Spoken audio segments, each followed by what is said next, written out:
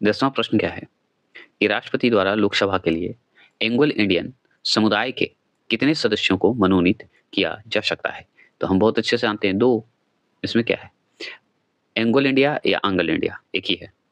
चलिए, देखिए संविधान के अनुच्छेद 331 मतलब आर्टिकल 331 के अंतर्गत यदि राष्ट्रपति की राय में लोकसभा में आंग्ल भारतीय समुदाय का पर्याप्त प्रतिनिधित्व नहीं है।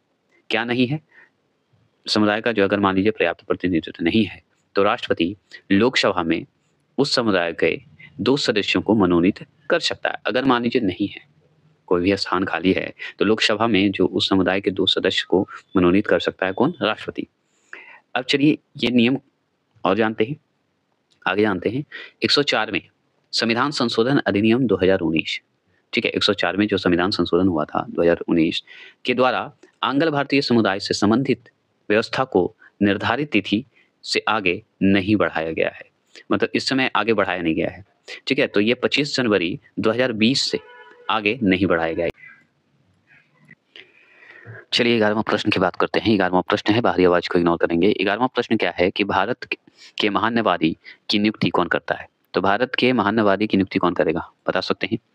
भारत के महान्यवादी की नियुक्ति कौन करता है ये बताइए। तो ये बी नंबर है, भारत का राष्ट्रपति करेगा। कौन करेगा? भारत का राष्ट्रपति करेगा। संविधान के आर्टिकल 76 की बात करते हैं, मतलब अनुच्छेद 76 की बात करते हैं। 1 है तो मतलब 76 में ही 76 के अनुसार अगर बात करें, 76 के अनुसार बात करें, तो राष्ट्रपति उच्चतम न्यायालय के न्यायाधीशों की नियुक्ति होने की योग्यता रखने वाले किसी व्यक्ति को भारत का महान्यवादी नियुक्त कर सकता है। मतलब अटॉर्नी जनरल ऑफ इंडिया नियुक्त कर सकता है। कौन कर सकता है? तो उच्चतम न्यायालय के न्यायाधीश, ठीक है, नियुक्ति होने की योग्यता रखने वाले जितने मतलब जो व्यक्ति हैं, उनको भारत का महान्यवादी नियुक्त कर सकता है। कौन करेगा? उच्चतम न्यायालय के न्यायाधीश करेंगे। किस आर्टिकल के तहत? 76 आर्टिकल के तहत।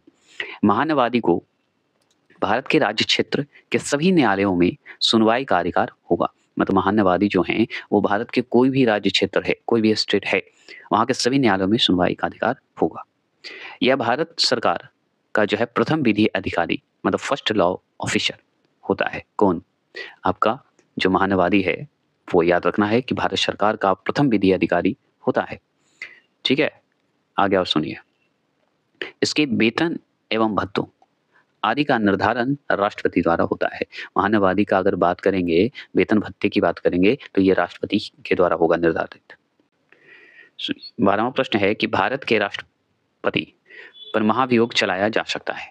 तो भारत के राष्ट्रपति पर महाभियोग चलाया जा सकता है, तो डी, संसद द्वारा चलाया जा सकता है। किसके द्वारा चलाया जाता है? संसद के द्वारा चलाया जाता है। तो सुनिए, संविधान के अनुच्छेद 61 के अनुसार, मतलब 61 के अनुसार, संविधान के अतिक्रमण के आधार पर महाभियोग चलाकर राष्ट्रपति को उसके पद से हटाया जा सकता है। उसके पद से हटाया जा सकता है, ये भी जान लीजिए। महाभियोग चलेगा और आर्टिकल कौन से? 61 के तहत, जो कि हम पढ़ चुके हैं। महाभियोग का प्रस्ताव जो है संसद के किसी भी सदन में प्रस्तुत किया जा सकता है। लोकसभा या राज्यसभा, कोई भी सदन में जो है प्रस्तुत किया जा सकता है, परंतु ऐसा प्रस्ताव लाने से पूर्व कम से कम 14 दिनों की लिखित सूचना जो है राष्ट्रपति को देना आवश्यक है। महाभियोग के लिए एक संकल्प प्रस्तुत करना होगा जिस पर उस सदन की कुल सदस्य संख्या के कम से कम 1/4 सदस्यों के हस्ताक्षर होंगे। एक देखिए प्रस्तुत हो जाएगा, आप जान गए, कुल सदस्य संख्या के कम से कम 1/4 अगर बात करें सदस्य के हस्ताक्षर होगा, ठीक है, और उसे उस सदन की कुल जो सदस्य हैं, मेंबर हैं, संख्या से कम 2/3 बहुमत से पारित किया जाएगा, तभी महाभियोग लगेगा। समझ गए? तभी राष्ट्रपति को हटाया जा सकता है। महाभियोग जिन पे लगा उसके तहत हटाया जा सकता है। देखिए 13वां प्रश्न क्या है, सुनिए। 13वां प्रश्न है कि निम्नलिखित में से किसे भारत के राष्ट्रपति के रूप में निर्विरोध चुना गया था? बताइएगा। निम्नलिखित में से किसे भारत के राष्ट्रपति के रूप में निर्विरोध चुना गया? तो वो और किसी नहीं, डॉक्टर एन संजीव रेड्डी को चुना गया था। को चुना गया था, सुन लीजिए, डॉक्टर नीलम संजीव रेड्डी, ठीक है। डॉक्टर एन मतलब नीलम संजीव रेड्डी को बोला जाता है, पूरा नाम है। भारत के एकमात्र जो है निर्विरोध चुने जाने वाले राष्ट्रपति थे, ठीक है। अगर इनका कार्यकाल की बात करें, समयकाल की बात करें, तो वर्ष 1977 से लेके 1982 तक, ठीक है, मतलब 1977 से लेके 1982 तक था, याद रखना है, राष्ट्रपति। मतलब छठवें राष्ट्रपति थे। कितने राष्ट्रपति हैं? नीलम संजीव रेड्डी भारत के तो छठवें राष्ट्रपति हैं। इनका कार्यकाल अब जाने गए 1977 से लेके 1982 तक। प्रश्न की बात करते हैं। 14 प्रश्न है कि निम्न में से भारत के वह राष्ट्रपति कौन थे जो 2 बार राष्ट्रपति के पद पर रहे? बताइएगा, निम्न में से भारत के वह राष्ट्रपति कौन थे जो 2 बार राष्ट्रपति के पद पर रहे? तो वो D, doctor Rajendra Prasad. Doctor Rajendra Prasad. बात करते हैं भारत के प्रथम राष्ट्रपति डॉक्टर राजेंद्र प्रसाद एकमात्र व्यक्ति थे जो राष्ट्रपति पद के लिए 1952, ठीक है, 1952 से 1957 ईस्वी तक रहे थे तथा 1957 से लेके 1962 ईस्वी तक 2 बार निर्वाचित हुए थे। तो आपसे ये पूछेगा कि भारत के जो हैं प्रथम राष्ट्रपति जो हैं डॉक्टर राजेंद्र प्रसाद एकमात्र व्यक्ति थे जो राष्ट्रपति पद के लिए 2 बार निर्वाचित हुए थे, ठीक है। अगर समय काल पूछेगा कि डॉक्टर राजेंद्र प्रसाद का, तो एक 1952 से लेके 1957 याद रखना है, और फिर 1957 से लेके 1962 2 बार लगातार रहे थे। 15वां प्रश्न है कि भारत का राष्ट्रपति किसका एक अभिन्न अंग है?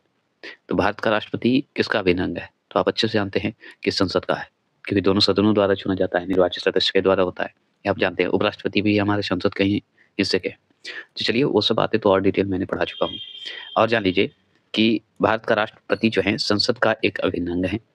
अनुच्छेद 79 की अगर बात करें, आर्टिकल 79 की बात करें, अनुसार संघ के लिए एक संसद होगी जो राष्ट्रपति दोनों सदनों से मिलकर बनेगी, जिनके नाम राज्यसभा और लोकसभा होंगे। याद रखिएगा, काउंसिल ऑफ स्टेट्स और house of the people Lok Sabha का नाम है, ये ध्यान रखना है। ये दोनों के सदनों से मिलकर बना है, याद रखिएगा।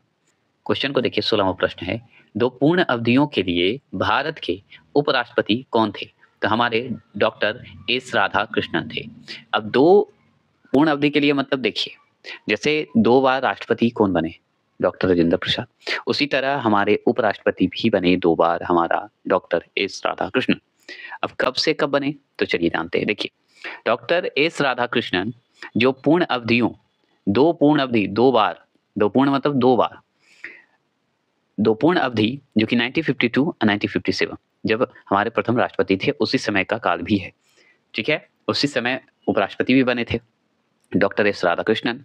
तो समय तो एक ही होगा, 1952 से 1957 तथा 1957 से 1962 मतलब 52 से 57, 57 से 62 तक जो है भारत के उपराष्ट्रपति थे। वे 1962, 1967 मतलब 62 से 67 ईस्वी तक भारत के राष्ट्रपति थे। 2 बार तो बन गए उपराष्ट्रपति, 1 बार राष्ट्रपति बने doctor Radhakrishnan, doctor S Radhakrishnan. कब बने? तो 1962 जब हमारे प्रथम राष्ट्रपति डॉक्टर राजेंद्र प्रसाद हट गए थे, तब बने ये डॉक्टर एस राधाकृष्णन राष्ट्रपति। कब? तो 1962, 1967 तक इनका कार्यकाल रहा राष्ट्रपति के पद पर, ठीक है। वे जो हैं 1949 से लेके 52 ईस्वी तक सोवियत संघ मतलब रूस में जो है भारत के राजदूत मतलब एम्बेसडर थे हमारे डॉक्टर एस राधाकृष्णन। कब से कब तक किए? तो 1949 से 1952 तक क्या बने? एम्बेसडर थे, भारत के एम्बेसडर थे, राजदूत थे, बनकर रह रहे थे सोवियत संघ में। ये जानते हैं आप, सोवियत संघ में थे, रूस में थे।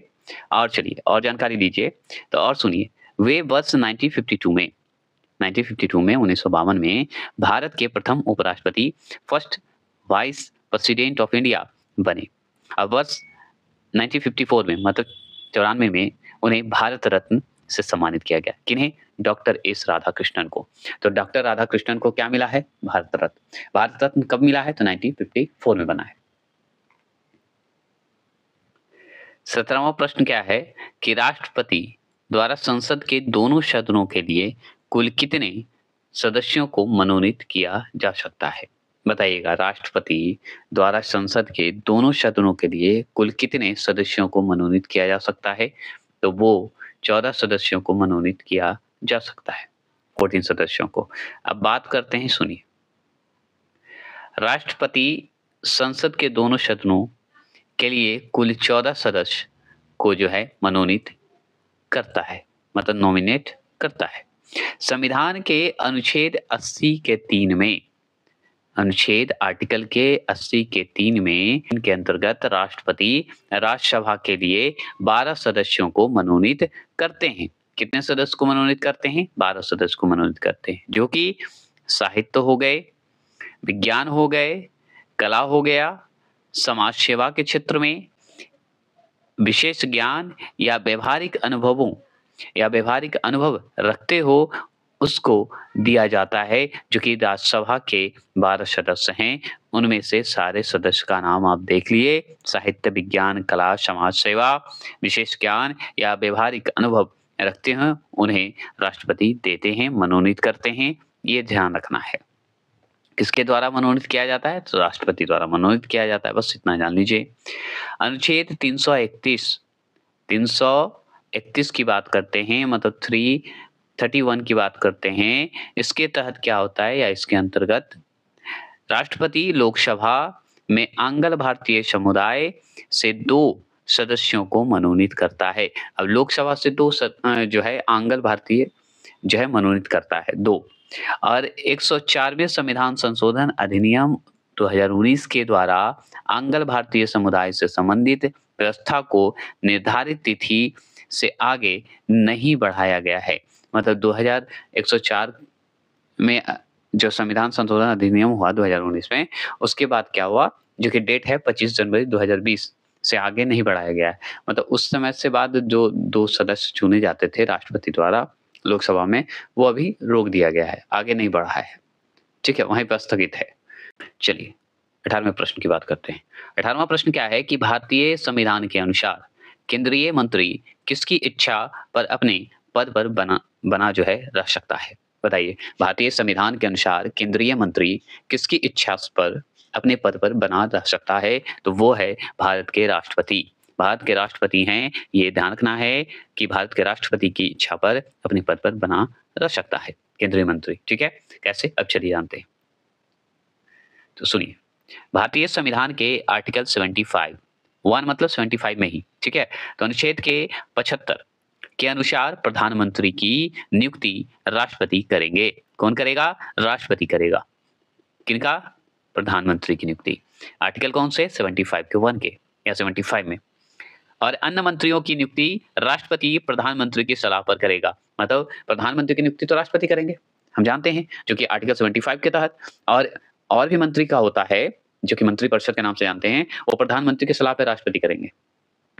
जबकि अनुच्छेद 75(2) मतलब 75 में ही 75(2) के अनुसार संघ के मंत्री राष्ट्रपति के क्या होते हैं? प्रसाद पर्यंत अपना पद धारण करते हैं। अर्थात मतलब सुनिए, अर्थात राष्ट्रपति जब तक चाहे कोई केंद्रीय मंत्री अपने पद पर बना रह सकता है। मतलब इसका मतलब क्या हुआ? इसका क्या होता है कि राष्ट्रपति जब तक चाहे कोई केंद्रीय मंत्री जब तक राष्ट्रपति जब तक चाहे, समझ गए? वही कहने का मतलब है। बशर्ते मतलब एक शर्त पे, मतलब नियम पे, प्रोटोकॉल पे, बशर्ते वह संसद के किसी भी एक सदन का सदस्य हो, अन्यथा 6 माह से अधिक दिनों तक वह मंत्री नहीं रह सकता है। 19वां प्रश्न क्या है? 19वां प्रश्न है कि भारत के राष्ट्रपति के पद के लिए निर्वाचन का आयोजन निम्नलिखित में से कौन करता है? बताइए, भारत के राष्ट्रपति के पद के लिए निर्वाचन का आयोजन निम्नलिखित में से कौन करता है? तो भारत का निर्वाचन आयोग करता है, जो कि हम जानते हैं। चलिए कैसे? तो सुनिए, आर्टिकल याद रखते हैं। संविधान के अनुच्छेद 324 में 324 1 दे दे या 324 दे दे, कोई दिक्कत नहीं है। मतलब 324 1 कर दे या 324, एक ही है। तो आर्टिकल 324 1 के अनुसार या 324 के अनुसार राष्ट्रपति और उपराष्ट्रपति के पदों तथा संसद और प्रत्येक राज्य विधानमंडल के लिए निर्वाचनों मतलब इलेक्शन का आयोजन भारत के निर्वाचन आयोग के द्वारा किया जाएगा।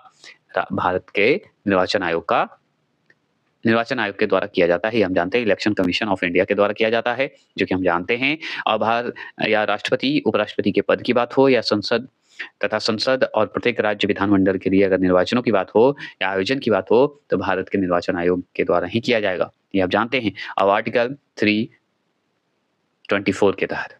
ठीक है, 20वां प्रश्न की बात करते हैं। 20वां प्रश्न क्या है कि राष्ट्रपति का अध्यादेश कितनी अवधि के लिए लागू रहता है? बताइए। राष्ट्रपति का अध्यादेश अगर बोलें कितनी अवधि के लिए लागू रहता है, तो बी 6 माह के लिए लागू रहता है। कितने माह के लिए रहता है? 6 माह के लिए लागू रहता है।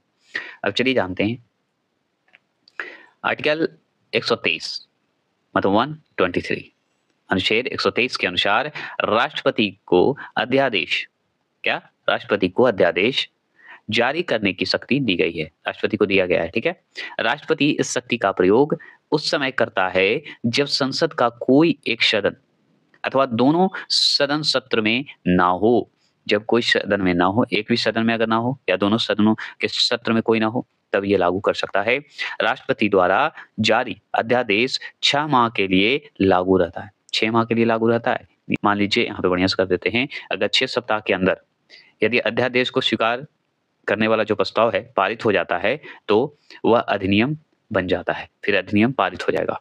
6 सप्ताह के अंदर अगर होता है तो स्वीकार कर लिया गया, वो प्रस्ताव पारित हो गया, पारित हो जाता है, तो समझिए वह अधिनियम बन जाए। चलिए 21 क्वेश्चन नंबर 21 क्वेश्चन नंबर है कि भारत का कार्यपालिका प्रमुख कौन है? बताइए। तो ए राष्ट्रपति हैं, हम अच्छे से जानते हैं। चलिए इसके बारे में जानते हैं। तो देखिए अनुच्छेद 53 1 कहिए या 53 के अनुसार, आर्टिकल 53 के अनुसार संघ की समस्त कार्यपालिका शक्ति राष्ट्रपति में निहित होती है, जो कि हम ऊपर पढ़ चुके हैं। वह संघ की कार्यपालिका का कार्यकारी प्रमुख होता है, कार्यकारी प्रमुख होता है, परंतु राष्ट्रपति शासन तंत्र का मात्र औपचारिक प्रमुख होता है, सिर्फ औपचारिक रूप से रहेगा। समझ गए? वास्तविक शक्ति तो देखा जाए तो वास्तविक शक्ति प्रधानमंत्री सहित मंत्रिपरिषद में निहित हो रहा है। 22वां प्रश्न क्या है कि राष्ट्रपति का रिक्त स्थान भर लिया जाना चाहिए। ठीक है, तो बी होगा 6 माह में भर लेना चाहिए। कितने माह में? 6 माह में भर लेना चाहिए। तो राष्ट्रपति का रिक्त स्थान अगर भरने की बात करें तो भर लिया जाना चाहिए कितने में? 6 माह में। क्लियर हो गए? आगे बात करते हैं। तो सुनिए, संविधान के अनुच्छेद 62 के अनुसार मतलब 62 के अनुसार, 62 कर दीजिए या 62 के अनुसार, यदि राष्ट्रपति का पदावधि समाप्त होने पर रिक्त होता है तो राष्ट्रपति का चुनाव पदावधि समाप्ति होने से पहले किया जाना अनिवार्य है। अगर मान लीजिए अवधि खत्म हो रहा है, समाप्त हो रहा है, तो राष्ट्रपति का चुनाव जो है समाप्ति होने से पहले किया जाना चाहिए। मतलब समाप्त होने से पद पे हटने से पहले ये हो जाना चाहिए चुनाव, ये ध्यान दीजिए, अनिवार्य है, उससे पहले हो जाना चाहिए। परंतु यदि रिक्ति की बात करें तो रिक्ति अन्य किसी दशा से उत्पन्न हो, मतलब अचानक मान लीजिए महाभियोग लग गया या इनकी राष्ट्रपति की डेथ हो गई, तो जैसे मृत्यु, पद त्याग या पद से हटाने, तो इस दशा में राष्ट्रपति का चुनाव अधिकतम 6 माह के अंदर संपन्न होना चाहिए। ठीक, क्लियर हो जाएगा। 23 क्वेश्चन नंबर है, 23 क्वेश्चन नंबर क्या है कि यदि मृत्यु, त्यागपत्र अथवा हटाए जाने की स्थिति में भारत के राष्ट्रपति का पद रिक्त हो जाए तो उस पद का कार्यभार कौन संभालेगा? तो उपराष्ट्रपति संभालेंगे। इसमें सोचना क्या है, इसलिए तो उपराष्ट्रपति हैं। चलिए बात करते हैं और देखिए, भारतीय संविधान के अनुच्छेद 65 के अनुसार 65 के अनुसार यदि किसी भी प्रकार राष्ट्रपति की मृत्यु, पद त्याग, पदच्युत मतलब हटाए जाना या हटाए जाने की स्थिति में राष्ट्रपति का पद रिक्त हो मतलब खाली हो जाता है, रिक्त होता है, तो पद का कार्यभार हमारे उपराष्ट्रपति संभालेंगे। कौन संभालेंगे? उपराष्ट्रपति जी संभालेंगे। आपसे पूछेगा आगे और क्या बनेगा, तो उपराष्ट्रपति की भी अनुपस्थिति होने पर, अगर मान लीजिए उपराष्ट्रपति की भी अनुपस्थिति हो गई, नहीं है वो, पर सर्वोच्च न्यायालय का मुख्य न्यायाधीश तथा उसके भी अनुपस्थिति होने पर सर्वोच्च न्यायालय का जो है वरिष्ठतम न्यायाधीश राष्ट्रपति के रूप में कार्य करेगा। समझ गए? अगर मान लीजिए सर्वोच्च न्यायालय का मुख्य न्यायाधीश है, अब मान लीजिए वो भी नहीं है, तो सर्वोच्च न्यायालय का जो वरिष्ठतम न्यायाधीश होते हैं वो राष्ट्रपति पद पे कार्य करेंगे। 24वां प्रश्न है, निम्न में से किस राष्ट्रपति ने एक शक्ति का प्रयोग किया था जिसे संवैधानिक शब्दावली में जेवी निषेधाधिकार कहा जाता है या जेवी निषेधाधिकार कहा जाता है? देखिए, अधिकार कह दीजिए या निषेधाधिकार कह दीजिए, कोई दिक्कत नहीं है। कहा जाता है तो वो करने वाले और कोई नहीं, सी ज्ञानी जेल सिंह थे, जैल सिंह थे, जैल सिंह भी बोल सकते हैं। ठीक है, चलिए अब जानते हैं, जिसे पॉकेट वीटो कहा जाता है। जेवी निषेधाधिकार को पॉकेट वीटो। सुनिए, जेवी निषेधाधिकार शक्ति के अंतर्गत राष्ट्रपति दोनों सदनों द्वारा पारित विधेयक पर न तो सहमति देने या सहमति न देने की घोषणा करता है और ना ही विधेयक पूर्ण विचार हेतु लौटाता है। समझ गए? फिर देखिए, ये जो पॉकेट वीटो था, इसमें क्या हुआ ना कि शक्ति के अंतर्गत, इस शक्ति के अंतर्गत क्या हुआ कि राष्ट्रपति जो है दोनों सदनों में जो पारित विधेयक पर जो होता है, न तो सहमति देना होता है, मतलब नहीं देना, या सहमति न देने की घोषणा करता है, और ना ही विधेयक पूर्ण विचार हेतु लौटाता है। तो वही हुआ पॉकेट वीटो। समझ गए? इस शक्ति का उपयोग किए थे जो कि ज्ञानी जैसे। आगे चलिए, वह विधेयक को असीमित समय के लिए अपने पास रखता है। तो समझिए, ये अपने पास एकदम फिक्स हो गया, असीमित समय के लिए रख दिया, असीमित समय के लिए। वर्ष 1946 1986 में तत्कालीन राष्ट्रपति ज्ञानी जैल सिंह ने भारतीय डाकघर विधेयक के संबंध में जेवी निषेधाधिकार का प्रयोग किया था। मतलब डाकघर संशोधन के संबंध में जेवी, जिसे पॉकेट वीटो कहते हैं, का प्रयोग किया था डाकघर के मामले में। 25 क्वेश्चन नंबर है कि संसद के लिए राष्ट्रपति का अभिभाषण कौन तैयार करता है? तो संसद के लिए राष्ट्रपति का अभिभाषण अगर पूछे कौन तैयार करता है, तो हम बताएंगे डी, केंद्रीय मंत्रिमंडल। कौन करता है? केंद्रीय मंत्रिमंडल। अब चलिए इसको हम जल्दी खत्म करते हैं। तो सुनिए, संसद के लिए राष्ट्रपति का अभिभाषण केंद्रीय मंत्रिमंडल द्वारा तैयार किया जाता है, क्योंकि वास्तविक कार्यपालिका शक्ति केंद्रीय मंत्रिमंडल में निहित होता है। बस आवाज को इग्नोर करेंगे। 26 है, निम्नलिखित में से कौन से भारतीय राष्ट्रपति लोकसभा अध्यक्ष भी रहे हैं? कौन ऐसे राष्ट्रपति हैं जो कि लोकसभा अध्यक्ष भी रहे हैं? तो और कोई नहीं, नीलम संजीव रेड्डी, जो कि निर्विरोध, समझिए, चुने गए थे। आप जानवे करते हैं। चलिए आगे बात करते हैं। सुनिए, नीलम संजीव रेड्डी व्यक्ति क्रम में भारत के छठे, याद रखिए, छठे राष्ट्रपति हैं। छठे व पदानुसार 8वें राष्ट्रपति रहे हैं। देखिए, भारत के छठे रहे हैं, अब पद के अनुसार 8वें राष्ट्रपति रहे हैं। कौन? नीलम संजीव रेड्डी। इनका कार्यकाल अगर बोले ना, तो वर्ष 1977 से 82 तक था, मतलब 1977 से लेके 82 तक था समय का। इससे पूर्व जो है वे दो अवधि के लिए, ठीक है, 2 अवधि के लिए, जो कि 17 मार्च 1967 मतलब 1967, 19 जुलाई 1969 मतलब 1969, ठीक है, फिर 26 मार्च 1977, 13 जुलाई 1977 तक जो है लोकसभा अध्यक्ष भी रहे हैं। समझ गए? मतलब 1967 से लेके 1969 तक रहे। उसके बाद क्या हुआ कि 26 मार्च से लेके 13 जुलाई तक ही रहते, मतलब 1977 में ही रहते। उस समय भी लोकसभा स्पीकर रहे थे। समझ गए? कौन? नीलम संजीव रेड्डी। ठीक है, अब एक बात ध्यान रखिएगा, भारत के छठे राष्ट्रपति थे और पद के अनुसार अगर देखा जाए, पदानुसार देखा जाए, कि वो 8वें राष्ट्रपति थे।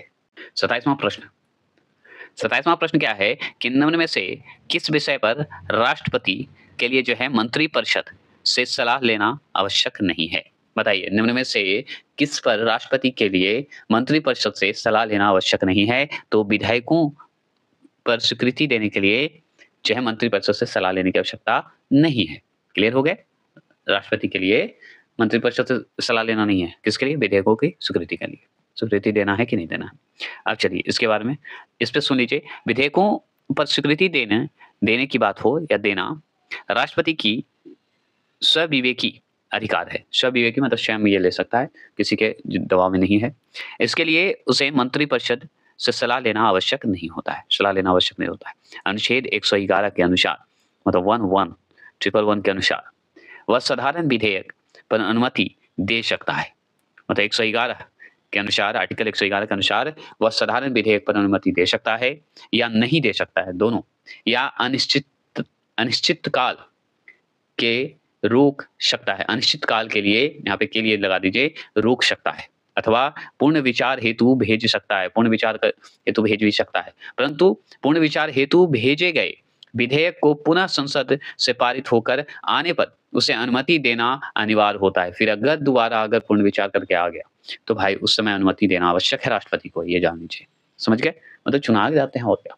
तो ये हो गए हमारे राष्ट्रपति, उपराष्ट्रपति खत्म।